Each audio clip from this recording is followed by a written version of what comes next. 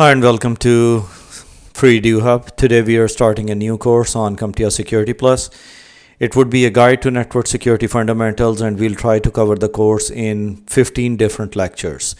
Now, every lecture would have all the major key terms that would be required for the Security Plus certification exam. So today's module number 1 is about information security, or we can say that it's the introduction to information security. We'll be covering some topics which are of importance as far as the certification is concerned. So let's try to understand security. What is security? Whenever we are talking about security, we are referring to a state of being free from danger or threat and involves measures taken to ensure the safety.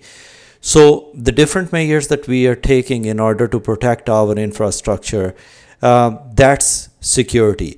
Now, the measures could be physical, they could be digital, they could be any sort of actions that we take in order to make sure that our infrastructure is secure from any sort of internal or external threats. Now, the basic components that we have for this one would be preventive measures, detective measures, or responsive measures. Preventive measures are the actions that are taken to prevent a security incident. Now, I'll be talking about the examples of it, but first let's try to understand the definition of that. And then we have detective measures. There are different tools and techniques with the help of which we'll be able to identify the ongoing or the past security breaches. And then there would be responsive measures, how the system would react if in case it would detect any sort of anomaly in the system. Now, the example of a preventive measure could be if we want to have antivirus installed on our systems that would provide us a basic level of security of protecting us against any sort of potential attacks in terms of malwares, etc. on our systems. Then we have detective measures. In detective measures, we can use intrusion detection systems which can detect any sort of intrusion which took place on your network. And if you're talking about responsive measures, we would have an incident response team which would respond to any sort of attacks. Now, there would be playbooks with the help of which they'll be taking actions based on the kind of attacks that they are facing at any moment of time. But these three different controls plays an important role in the overall security of an organization. After that, we have the core principles of information security, which is commonly known as CIA triad. Now, the major components of that is confidentiality, integrity, and availability. So whenever you're talking about the Security Plus or overall cybersecurity, CIA plays an important role. You'll have to understand that what is confidentiality, what is integrity, and what is availability. Now, confidentiality is ensuring that only authorized persons can access certain information. Integrity is maintaining the accuracy of the completeness of data, so that we can make sure that the data has not been modified over the period of time. And availability is ensuring that the information and resources are accessible to the authorized users only. Now, in order to make sure that our information is accessible to authorized persons only, so in order to do that, we use encryption, or we set the access on the systems in a way that only the users to which the information is relevant will be able to access the data. Now, integrity, maintaining the accuracy and completeness of the data. So in order to make sure that our data is consistent over a longer period of time, we use a tool called checksum that would give us a value of the data, whether it's a document, a folder, or whatever, but it would give us a number against which we can check that if any file or any content of the data has been modified, the checksum would change as well. Availability is ensuring that the information resources are accessible to the authorized users only. So we have load balancers for availability, making sure that even if the services are down, we have a backup which we can fire immediately just to make sure that the data is available to the users and only to the authorized users. Now, further, we have AAA in the core principles of cybersecurity or security. We have authentication, authorization, and accounting. Now, authentication is a process of verifying the identity of a user, device, or an entity like a computer system, typically a prerequisite to allow the access to the resources of the system. Just like if you want to access a system, your system administrator would provide you a username and password, and only those users will be able to access the resources who are authorized or who are authenticated against that resource. Authorization is the process of giving someone permission to have something security on the system. The security mechanism to define access levels or user privileges related to system resources, including files, services, computer programs, and data, etc. Now, maybe you will be an employee in an organization, but every employee would have a different level of authorization on a database, for example. There will be certain users in the department which would have read-only access to the data, whereas there would be other users who will have slightly more privileges on the data where they can run certain queries or maybe modify the data. So it really depends on the level of the permissions or the authorizations which are given to the users to access certain resources. Then we have accounting. Accounting is a security which refers to tracking the user activities and recording the security relevant information. It's used to audit and to make sure that how the resources are being used, including the tracking users, recording security events, and the collecting data compliance reporting. Now, if you think of the logs which are generated by the system itself, it tells us and helps us in understanding the users who access certain resources over the past 1 month, for example. Now, if a user is constantly logging in during the office hours, that's fine. But if a user account is accessed somewhere in the middle of night when you know that the employees are not there, it means that something's wrong over there and you'll have to pay attention to that.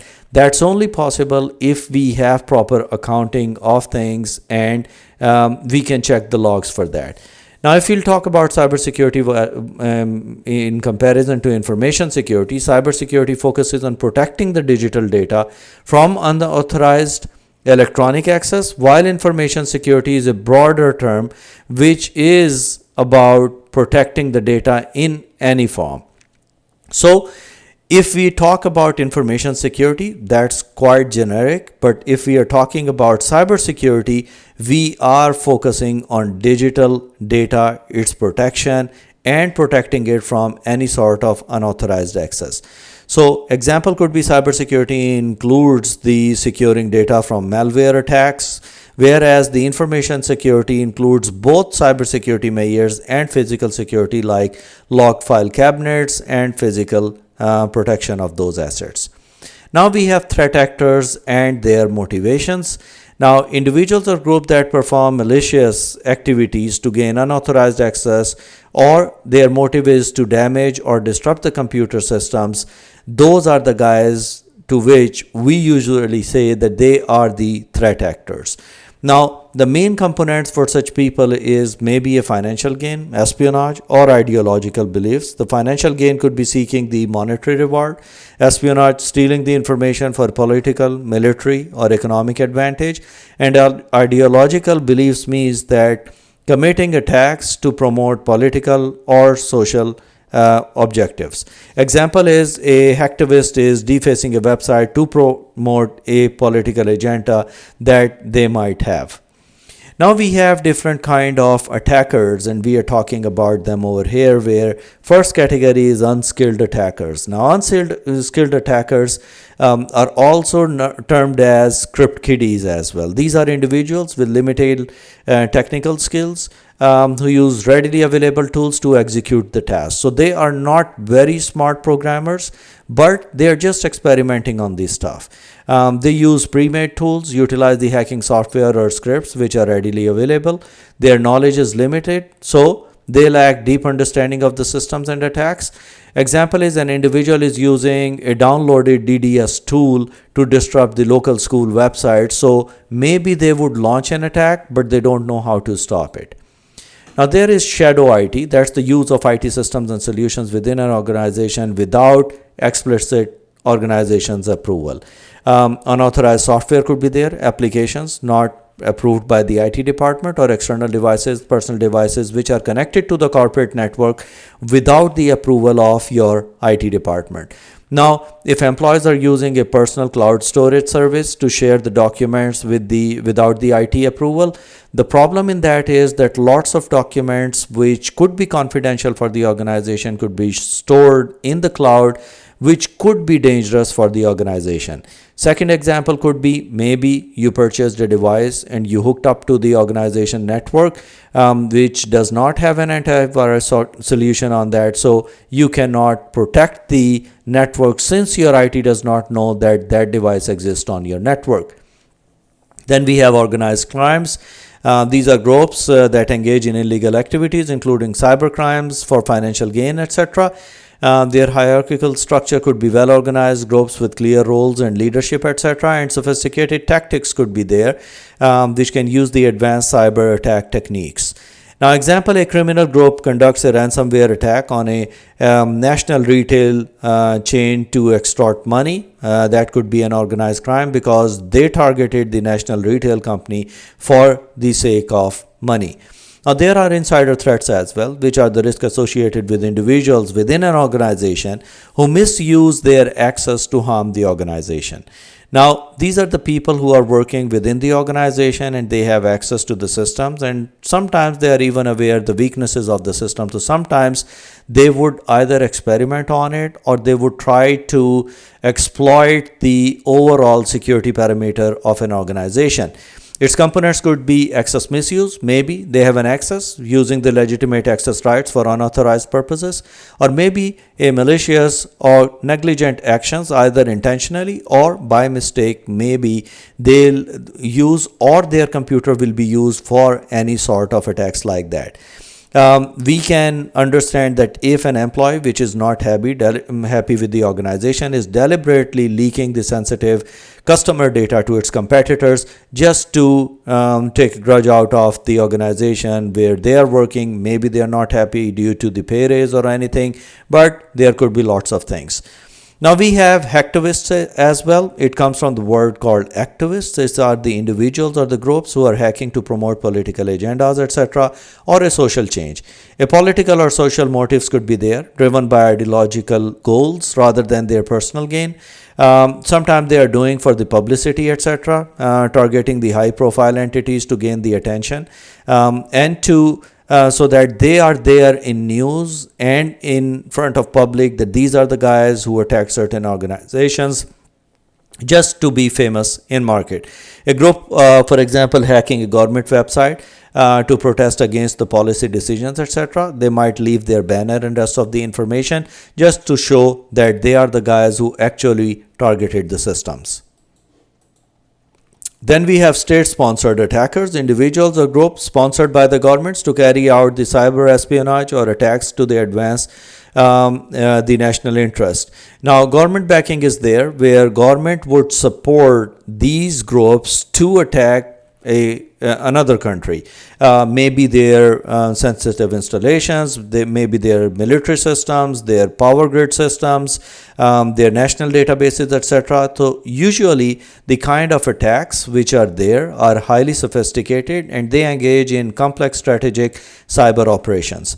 It could be a group which is conducting the cyber espionage against another country to steal the military plans. Now, whenever we are talking about state-sponsored attacks, we would have to keep in mind about the advanced persistent threats, because APTs are usually bundled with the state-sponsored attacks because it's a effort which required sometimes months and years in order to penetrate in the national systems or the military installations or the sensitive systems of another country. So they are state-sponsored and heavily funded. Now we have attack surfaces where there are different methods and pathways attackers use to enter or attack the system. It could be direct access, for example, a physical access to the systems where they can physically reach the systems. Maybe it would be a important server having details of the credit cards, etc. So that can be targeted. Remote access, accessing the system to the network if there are any known vulnerabilities on it. Maybe someone would exploit it remotely. Public facing applications, for example, the websites and the services which are accessible from the internet, they can be targeted as well. Now, phishing emails as threat vectors that exploit the human vulnerabilities to gain access to the systems is quite common because they use these phishing campaigns to overall attack the employees who are not focusing on the security of the organization. There are different categories of vulnerabilities like the weak points in a system that can be exploited by a threat actor to gain unauthorized access or to harm the systems. It could be software vulnerabilities, for example, the bugs or flaws in the software. So it's our responsibility to make sure that whenever we are talking about vulnerability in systems, we are taking care of the softwares as well, and we are constantly patching these softwares that we are using for our business purposes. Hardware vulnerabilities could be physical issues with the hardware devices. So it's your responsibility to make sure that the firmwares and all the required drivers are updated for the system. Configuration vulnerabilities could be a poor system setting that make the system vulnerable to the attackers. For example, an SQL injection vulnerability in a web application can allow the attackers to access the database. Now, for configuration vulnerabilities, we must keep in mind that, as you know, that whenever you're buying a router, it comes in with a default IP and a username and password. So if we are keeping the same username and password, though the router is inside the house, but anyone can just read the password, which is either written on the router or the default IP, and they can access the router to take information about the other connected devices using that router. Then we have zero-day vulnerabilities. These are the security flaws in the software that are unknown to the software maker or have no patches available at that time of the discovery. So a vulnerability, for example, has been identified in a system and there is no patch available for that. So they are the prime targets where attackers would be looking for those systems which have these vulnerabilities in them. The vendor might not have issued a patch for that, or maybe not publicly disclosed until exploited, or maybe that service is end of service, or that software or application could be end of service or end of life. Example could be a previously known vulnerability in a browser that can allow the attackers to gain access to the user computer when they visit a malicious website because something from that site would be downloaded on your computer. Now, impacts of those attacks could be consequences that result on the cybersecurity incidents that would affect the data systems in the organization, which may lead to data loss, data due to the deletion or corruption of data, service disruption, interruption of the business operations, or the financial costs which are associated when responding to these breaches and compensating the affected parties. Now, if your organization or their systems are compromised and you are trying to back up the systems and restore it to its original state, sometimes it takes a lot of time and sometimes you'll have to shut down the services, which brings in very bad reputation for your organization. For example, a ransomware attack would encrypt the organization data, demanding the payment for the decryption and causing the operational downtime. Now, there are ways to tackle these kind of situations where we'll have to make sure that we have proper backups in place in order to see whenever we are in need, we can just deploy the backups that we have. Then information security resources, tools, and guidelines that would assist us in protecting against the cyber threats. For example, there are frameworks which are structured set of guidelines which are required if we are in a specific kind of a business. For example, if we are dealing credit cards on our websites, we can follow the instructions which are provided by these frameworks and guide us towards protecting our systems. There could be regulations binding the rules and set authorities and the standards and benchmarks which are agreed upon security practices and configurations which shall be there in order to safeguard your IT infrastructure. For example, utilizing the NIST cybersecurity framework, which is quite famous in aligning the security practices.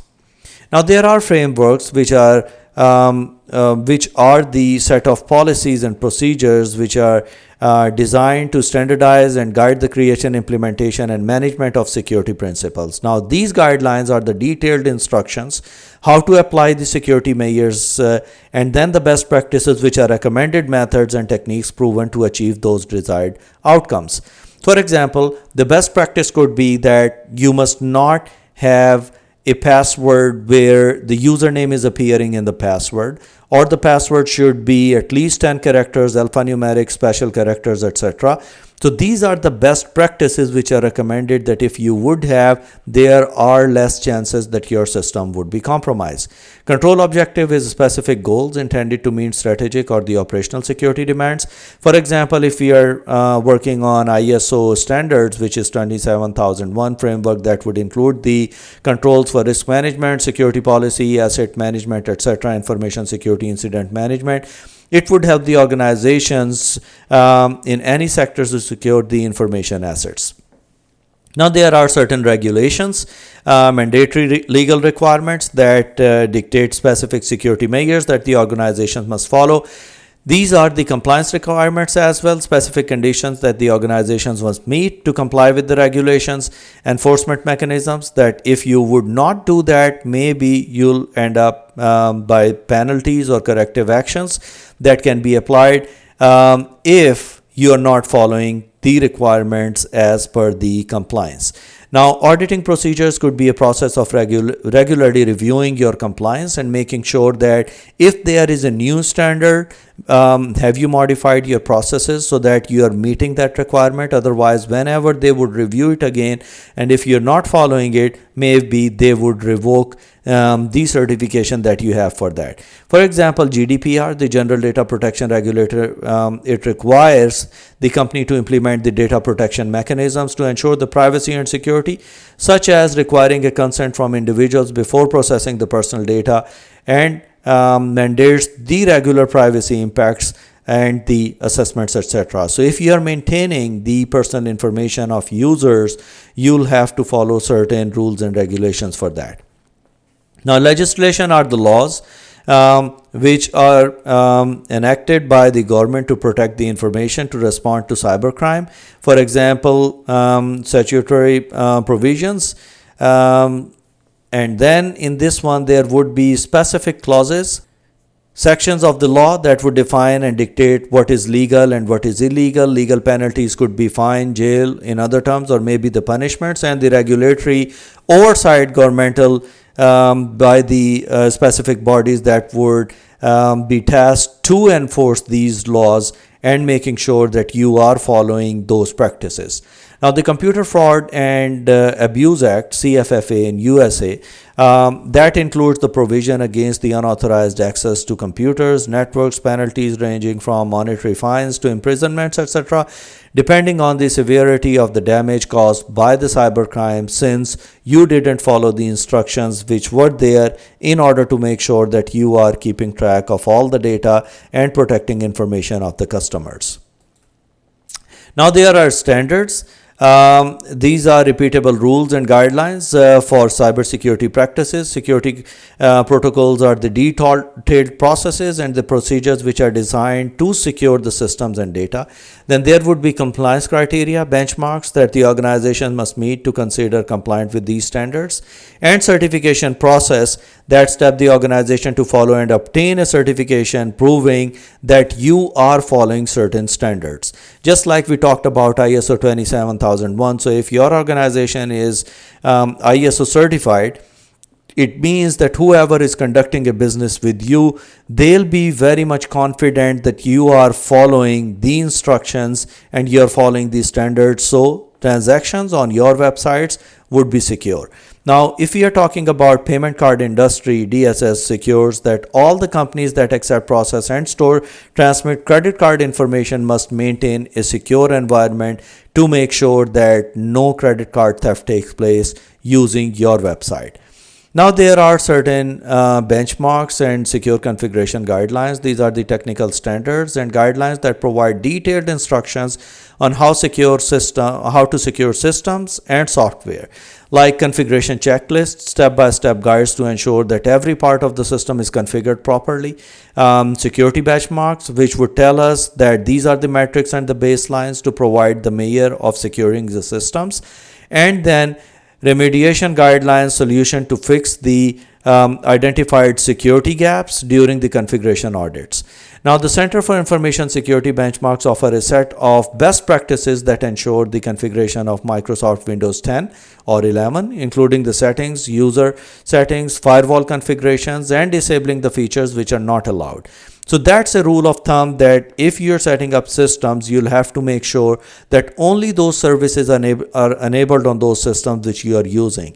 Any things which are not relevant or you're not using, you must either disable it or remove it, since you never know that if a vulnerability would be identified in that and that could compromise your system. So that was our module on information to information security.